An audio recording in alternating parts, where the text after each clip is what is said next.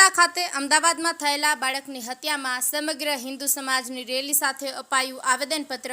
અમદાવાદ ખાતે થયેલા બાળકની હત્યા મામલે સમગ્ર ભારતમાં જન આક્રોશ ફેલાયો છે, ત્યારે સમગ્ર હિન્દુ સંગઠનો મેદાને આવી બાળકને ન્યાય મળે અને આરોપીને કડક સજા થાય તેવા જન આક્રોશ સાથે વિવિધ જગ્યાએથી આવેદનપત્રો અપાઈ રહ્યા છે।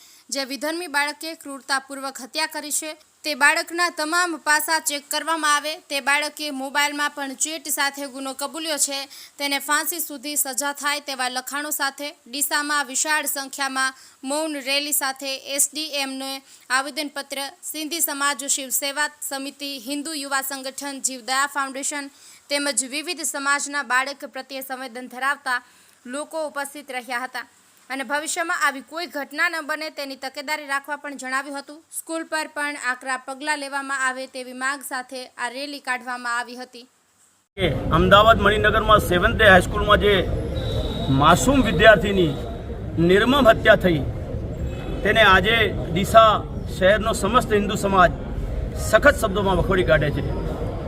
આ રીતે વિધર્મી દ્વારા એક નાના વિદ્યાર્થીની હત્યા કરવામાં આવી છે તે ખરેખર ખૂબ જ નિંદનીય છે। આજે ડીસા નાયબ કલેક્ટરશ્રીમાં સમગ્ર હિન્દુ સમાજના ભાઈઓ આવેદનપત્ર આપવાયા છીએ। અમારી લાગણી અને માગણી છે નાયબ કલેક્ટરશ્રી પાસે કે આપ શ્રી અમારી રજૂઆત ગુજરાત સરકારમાં પહોંચાડો, ગુનેગારોને કડકમાં કડક સજા થાય તેવી અમારી માગણી છે। હું તો કહું છું આવા વિદ્યાર્થીને ફાંસીથી ઓછી સજા થવી જોઈએ નહીં, કારણ કે સ્કૂલના બાળકોમાં જો આ સંસ્કાર હશે તો બાળકો જ આપણું ભવિષ્ય છે અને સ્કૂલમાં જો આ શાળાના સંચાલકો, શિક્ષકો કે આચાર્ય પ્રત્યક્ષ અથવા પરોક્ષ રીતે જો સંકળાયેલા હોય અને દોષિત જાહેર થાય તો એ દોષિતોને પણ કડકમાં કડક સજા થવી જોઈએ।